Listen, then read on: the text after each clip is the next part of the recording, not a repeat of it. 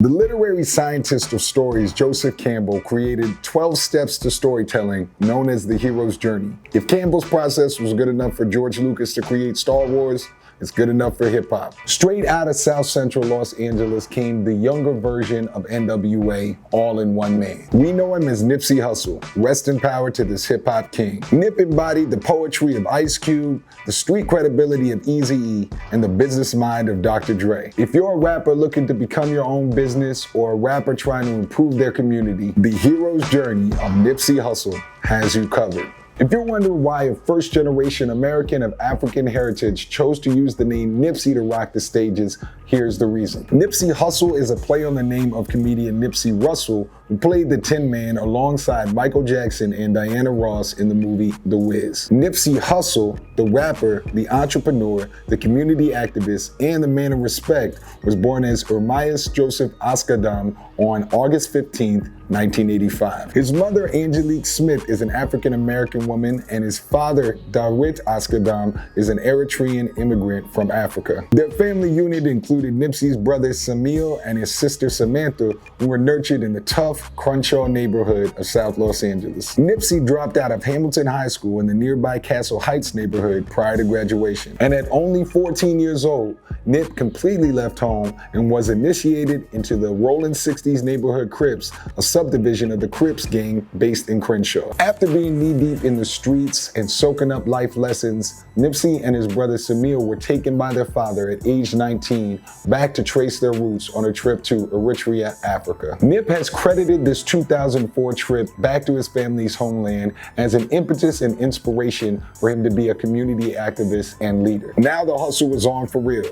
In December 2005, the first independently released Nipsey Hussle mixtape, Slauson Boy, came out. This big upped the size of his fan base and got him a deal with Cinematic Music Group and Epic Records. The year of 2008 would prove to be much bigger. Hussle released the first two installments in his Bullets Ain't Got No Name mixtape series, and Nipsey completed that Bullets Ain't Got No Name trilogy with Bullets Ain't Got No Name Volume 3 in the next year, 2009. We would have to wait till 2016 for the second installment of Slauson Boy, his original 2005 mixtape. During the early days of Nipsey's hero journey, he recorded records with some big names in the game. In 2009, Nipsey dropped Killer featuring Drake, and he appeared on Snoop Dogg's album Malice in Wonderland on the song Upside Down. In 2010, Snoop Dogg returned the favor and appeared on Nip's The Life, and again got in on Nip's track They Roll. Between 2011 and 2013, Nipsey recorded with the likes of Jadakiss, Wale, Cassidy, Party Next Door, Childish Gambino, Tyga, Rick Ross, 2 Chainz, Razzcast, Rhapsody, and Master P. During the financial issues at Epic Records in 2010,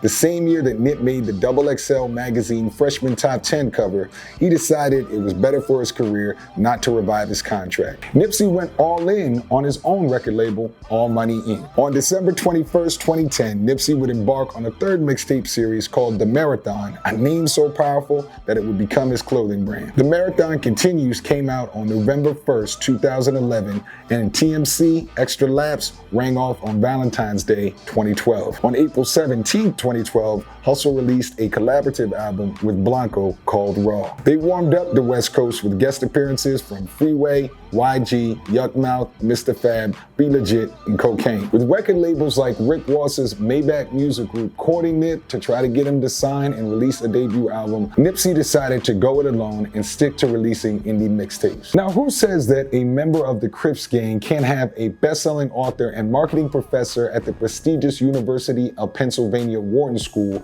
as a mentor? During a 2013 interview with the New York Power 105.1 Breakfast Club show, Nipsey Hussle discussed what he learned from Jonah Berger's marketing book, Contagious. This book gave Nipsey the confidence to pull the trigger on his famed $100 mixtape, Crenshaw. I got a few mentors who put me on the books and literature and all that.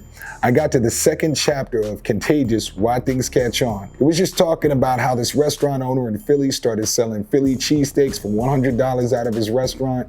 It set off all types of conversations. Everybody was talking about it. All types of influential people came through and wanted to check out why it was $100. Oprah came through and bought one. David Letterman bought one. He got all type of exposure and publicity. It became a staple. Everybody came through to support buying $100 cheesesteaks. I put the book down and I was like, we about to do that with the album. Nobody did that with music. Word got back to the author of Contagious, Jonah Berger, and he was very congratulatory when speaking to Hip Hop DX about Nipsey's hustle. The $100 mixtape is really a clever application of the principles I talk about in Contagious. It's great to see how successful he's been with it.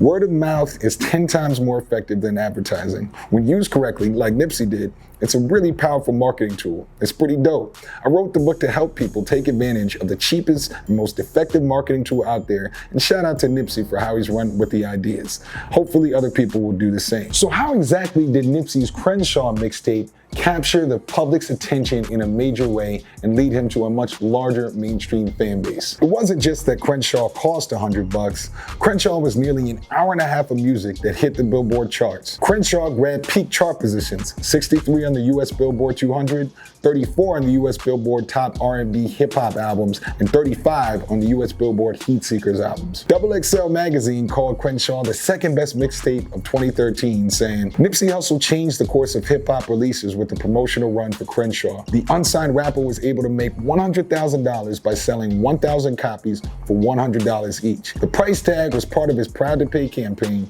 which rewarded fans with concerts, new material, and rare gifts. The music also held up to the expected high standards with a tape that took us right into the heart of his South Central worldview. Topics such as hustling and paper chasing were sharpened with his laid-back flow and paint picture rhymes.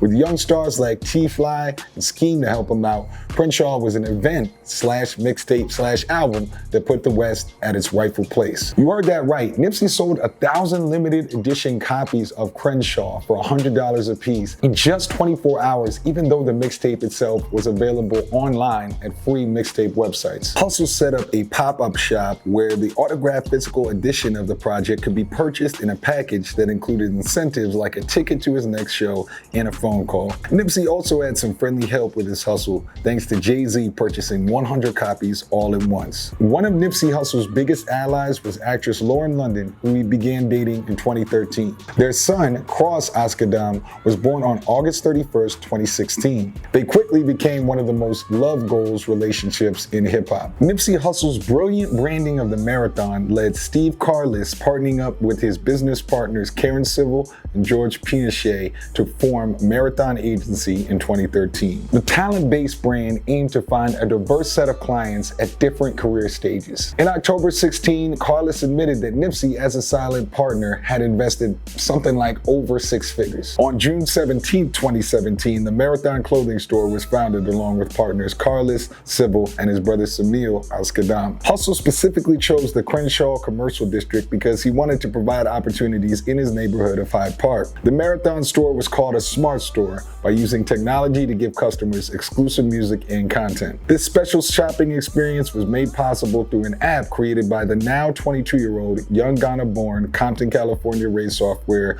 Idris Sandu. Nipsey's hustle was so strong that a year before he was murdered, he had in fact bought the entire shopping center surrounding the store. Even Nipsey's partner in this development was a South Los Angeles native real estate investor, David Gross. In 2018, Nipsey's gang ties were made a little bit more public when he addressed superstar rapper Cardi B's blood gang-related comments. Cardi B, who is claimed to be a blood, upset Nipsey when she used the word flu instead of using blue in since-deleted Instagram captions, which is considered offensive to Crip members. During an interview with Real 92.3's Big Boys Neighborhood, Nipsey explained his issues with Cardi's remarks. She is from New York. There's a different reality to gangbanging on the East Coast than there is in LA.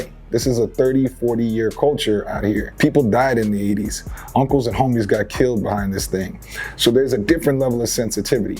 That's how Bloods talk amongst themselves. Crips are gonna say words also. A Crip might say dead instead of saying red, like a Blood might say flu instead of blue, but the disrespect happens when you go public and you're not in the privacy of your hood or your homies. Victory Lap earned Nipsey Hussle his first Grammy nomination for Best Rap Album at the 61st Annual Grammy Awards that took place on February 10th, 2019. Nip's competition was Mac Miller, Pusha T, Travis Scott, and Cardi B, who ultimately would be the winner. Nipsey attended the Grammys with Lauren in London and daughter Imani. When explaining why he felt Victory Lap should be the album of the year to Billboard, Nipsey stated, "I just wanted to do something timeless and that years from now you'd enjoy it and say, that was classic hip hop right there.